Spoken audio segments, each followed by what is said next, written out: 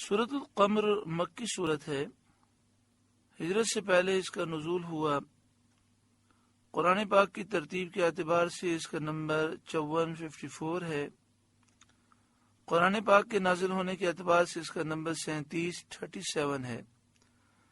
اس میں 55 آیات ہیں، 3 رکوع ہیں۔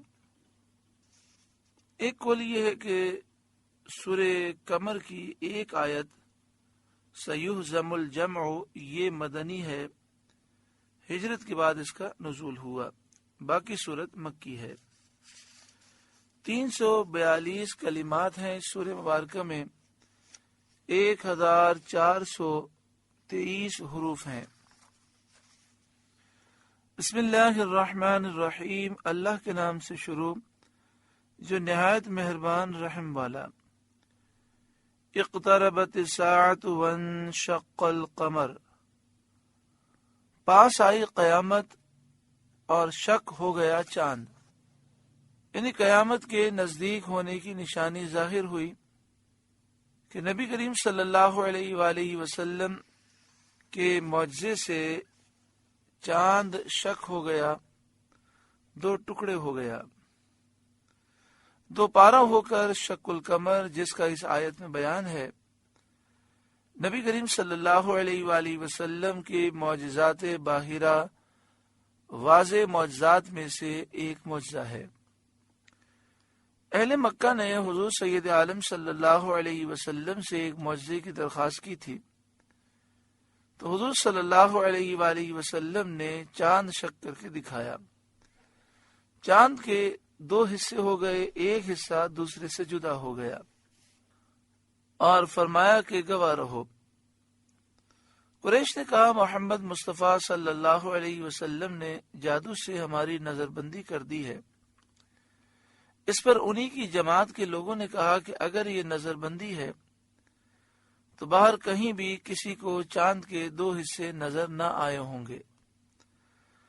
اب جو قافلے آنے والے ہیں ان کی جستجو رکھو، تلاش رکھو، اور مسافروں سے دریافت کرو، پوچھو۔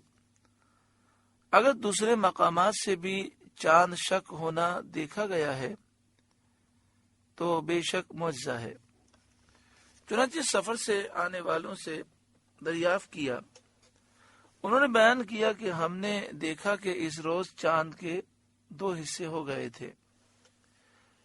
مشرکین کو انکار کی گنجائش نہ رہی اور وہ جاہلانہ طور پر جادو ہی جادو کہتے رہے۔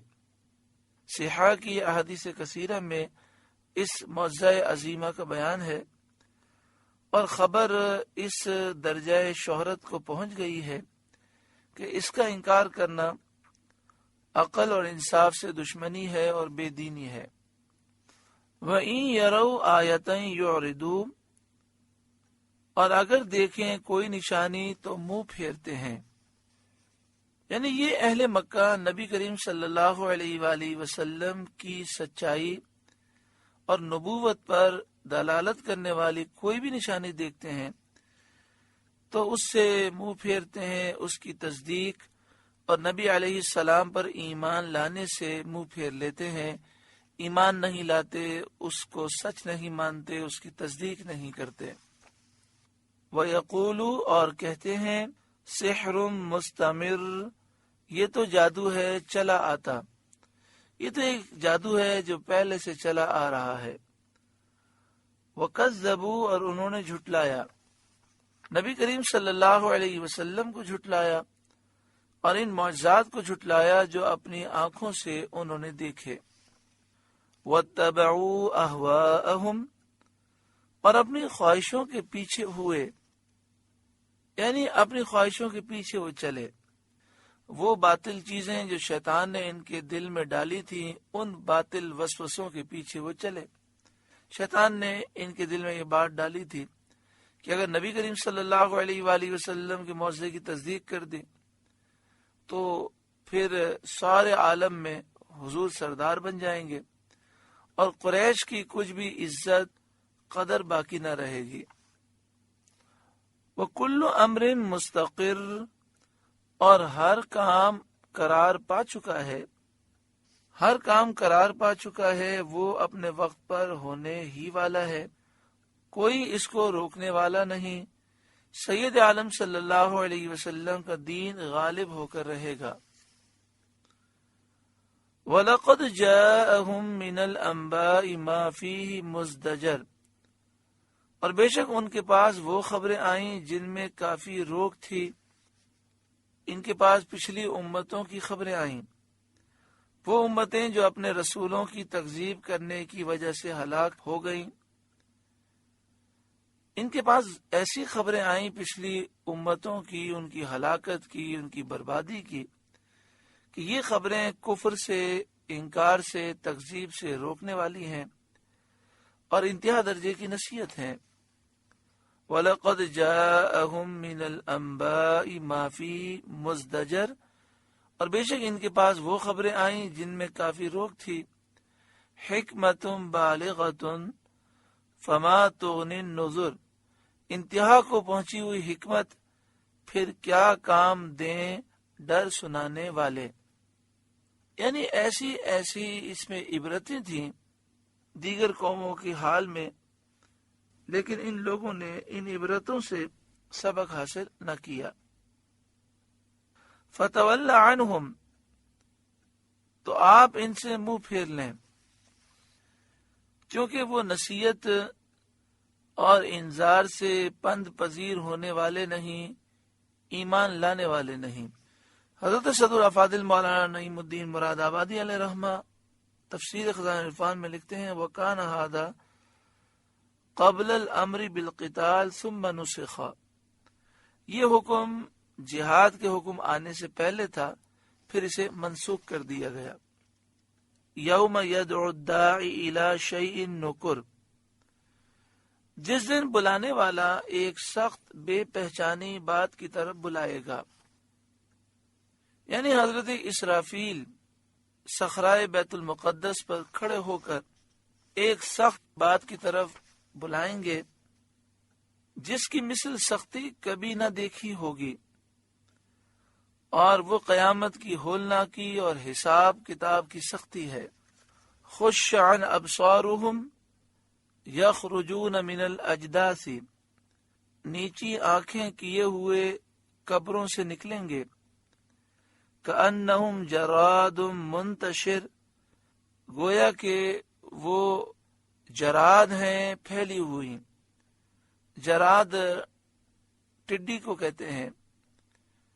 تو فرمایا یہ قبروں سے نکلیں گے، نیچی نگاہیں، آنکھیں نیچی کیے ہوئے، اور اس طرح منتشر ہوں گے جیسے ٹڈیاں پھیلی ہوئی ہوں۔ ہر طرف خوف سے حیران ہوں گے، نہیں جانتے ہوں گے کہ کہاں جائیں۔ مہطعین الی الداعی، بلانے والے کی طرف لپکتے ہوئے، یعنی حضرت اسرافیل کی آواز کی طرف دوڑیں گے۔ یقول الکافرون ھذا یوم عسر، کافر کہیں گے یہ دن سخت ہے۔ کذبت قبلہم قوم نوح، ان سے پہلے نوح کی قوم نے جھٹلایا۔ فکذبوا عبدنا، تو ہمارے بندے کو جھوٹا بتایا۔ وقالوا مجنون وازدجر، اور بولے وہ مجنون ہے اور اسے جھڑکا۔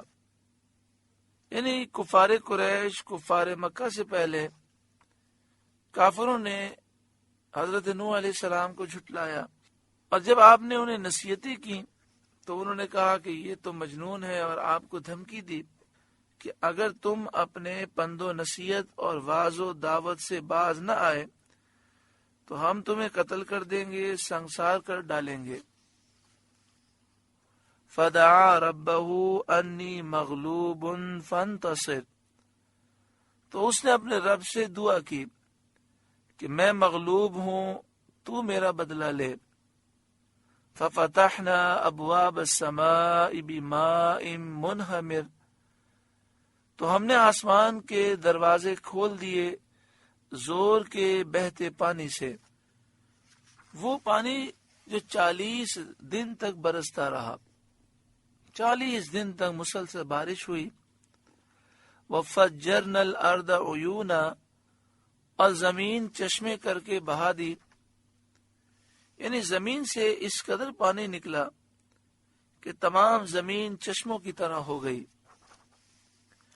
فَالْتَقَى الْمَاءُ عَلَى أَمْرٍ قَدْ قُدِرَ، تو دونوں پانی مل گئے اس مقدار پر جو مقدر تھی، یعنی آسمان سے برسنے والا پانی، زمین سے ابلنے والا پانی، دونوں مل گئے اس مقدار پر جو لوح محفوظ میں مکتوب تھی، لکھی ہوئی تھی کہ طوفان اس حد تک پہنچے گا۔ وَحَمَلْنَاهُ عَلَى ذَاتِ أَلْوَاحٍ وَدُسُرٍ، اور ہم نے نوح کو سوار کیا تختوں اور کیلوں والی پر، یعنی ایک کشتی میں سوار کیا جو تختوں اور کیلوں والی تھی۔ کشتی جو بنتی ہے وہ لکڑی کے تختوں سے اور کیلوں سے بنتی ہے۔ تجری بأعیننا، کہ ہماری نگاہ کے روبرو بہتی، یعنی ہماری حفاظت میں وہ کشتی چل رہی تھی۔ جزاء لمن کان کفر، اس کے صلے میں جس کے ساتھ کفر کیا گیا تھا، یعنی حضرت نوح علیہ السلام کی خاطر یہ کشتی بنائی گئی اور اسے چلایا گیا، کیونکہ حضرت نوح علیہ السلام کے ساتھ کافروں نے کفر کیا، ان کا انکار کیا، تو اللہ نے ان کی اور ان پر ایمان لانے والوں کی مدد فرمائی۔ وَلَقَدْ تَرَكْنَاهَا آیَةً فَهَلْ مِن مُدَّکِرٍ، اور ہم نے اسے نشانی چھوڑا تو ہے کوئی دھیان کرنے والا، یعنی اس واقعے کو ہم نے نشانی بنایا کہ کفار غرق کر کے ہلاک کر دیے گئے اور حضرت نوح علیہ السلام کو نجات دی گئی۔ بعض مفسرین کے نزدیک ترکناہا کی ضمیر کشتی کی طرف رجوع کرتی ہے، تو معنی یہ ہوں گے کہ ہم نے اس کشتی کو نشانی چھوڑا۔ حضرت قتادہ رضی اللہ تعالی عنہ سے مروی ہے کہ اللہ تعالی نے اس کشتی کو سرزمین جزیرہ میں اور بعض کے نزدیک جودی پہاڑ پر مدتوں باقی رکھا، یہاں تک کہ ہماری امت کے پہلے لوگوں نے اس کو دیکھا۔ فَهَلْ مِن مُدَّکِرٍ، تو ہے کوئی دھیان کرنے والا جو نصیحت حاصل کرے، جو پند پذیر ہو اور عبرت حاصل کرے۔ فَكَيْفَ كَانَ عَذَابِي وَنُذُرِ، تو کیسا ہوا میرا عذاب اور میرے ڈر دلانے کے فرمان۔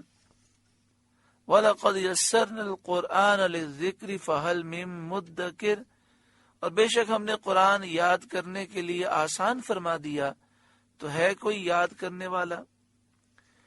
اس آیت میں قرآن کریم کی تعلیم اور تعلم، سیکھنا سکھانا اور اس کے ساتھ اشتغال رکھنے اور اس کو حفظ کرنے کی ترغیب ہے، اور یہ بھی مستفاد ہوتا ہے، یہ بھی ثابت ہوتا ہے کہ قرآن یاد کرنے والے کی اللہ تعالی کی طرف سے مدد ہوتی ہے۔ جو قرآن یاد کرتا ہے اللہ اس کی مدد فرماتا ہے، اور اس کا حفظ سہل اور آسان فرما دینے ہی کا ثمرہ ہے کہ بچے تک اس کو یاد کر لیتے ہیں۔ یعنی اللہ تعالیٰ نے قرآن کا یاد کرنا آسان کر دیا، جو یاد کرنے کی کوشش کرتا ہے اللہ اس کے لیے آسان کر دیتا ہے، اسی وجہ سے تو بچے بھی یاد کر لیتے ہیں۔ سوائے اس کے کوئی مذہبی کتاب ایسی نہیں ہے جو یاد کی جاتی ہو اور سہولت سے یاد ہو جاتی ہو۔ کذبت عاد فکیف کان عذابی ونذر، عاد نے جھٹلایا تو کیسا ہوا میرا عذاب اور میرے ڈر دلانے کے فرمان۔ یعنی قوم عاد نے اپنے نبی حضرت ہود علیہ السلام کو جھٹلایا، اس پر وہ قوم عذاب میں مبتلا ہوئی۔ انا ارسلنا علیہم ریحا صرصرا فی یوم نحس مستمر، بے شک ہم نے ان پر ایک سخت آندھی بھیجی ایسے دن میں جس کی نحوست ان پر ہمیشہ کے لیے رہی۔ قوم عاد پر بہت تیز چلنے والی، بہت زیادہ ٹھنڈی، سخت سناٹے والے آندھی اللہ تعالیٰ نے بھیجی جو ان پر ایسے دن میں آئی جس کی نحوست ان پر ہمیشہ کے لیے رہی، حتیٰ کہ ان میں کوئی نہ بچا، سب ہلاک ہو گئے۔ اور وہ دن مہینے کا آخری بدھ تھا۔ قوم عاد مہینے کے آخری بدھ کو ہلاک ہوئی۔ یہ بات یاد رکھیں کہ کافروں کے لیے بدھ کا دن یہ اکثر عذاب و تباہی کا باعث ہے، اور مومنوں کے لیے بدھ کا دن بڑی خیر و برکت کا دن ہے۔ یہاں تک کہ فرمایا گیا بدھ کے دن جو نیا کام شروع کیا جائے وہ تکمیل تک پہنچتا ہے۔ آگے ارشاد فرمایا تنزع الناس، لوگوں کو یوں دے مارتی تھی، کأنہم اعجاز نخل منقعر، کہ گویا وہ اکھڑی ہوئی کھجور کے ڈنڈ ہیں، کھجور کے اکھڑے ہوئے تنے ہیں۔ یعنی یہ آندھی ان لوگوں کو اوپر اٹھا کے لے جاتی اور بلندی پہ لے جا کر پھر زمین پر پٹخ دیتی، اور اس طرح یہ لوگ ہلاک ہو گئے۔ ان کے قد کھجور کے تنوں کی طرح لمبے لمبے تھے۔ فَكَيْفَ كَانَ عَذَابِي وَنُذُرْ، تو کیسا ہوا میرا عذاب اور ڈر کے فرمان۔ وَلَقَدْ يَسَّرْنَا الْقُرْآنَ لِلذِّكْرِ فَهَلْ مِن مُدَّكِرٍ، اور بے شک ہم نے آسان کیا قرآن یاد کرنے کے لیے، تو ہے کوئی یاد کرنے والا۔ اللہ رب العالمین ہمیں بھی قرآن پاک یاد کرنے کی توفیق عطا فرمائے۔ کم از کم وہ صورتیں جن کی ہمیں تلاوت کرنی چاہیے وہ ہم یاد کر لیں۔ سورہ یاسین شریف، سورہ ملک، سورہ سجدہ، سورہ رحمان، سورہ واقعہ، سورہ بقرہ، سورہ کہف۔ مگر یہ بات یاد رکھیں کہ یاد اگر کیا جائے تو تھوڑا تھوڑا کیا جائے اور پھر اس کو بہت زیادہ دہرایا جائے۔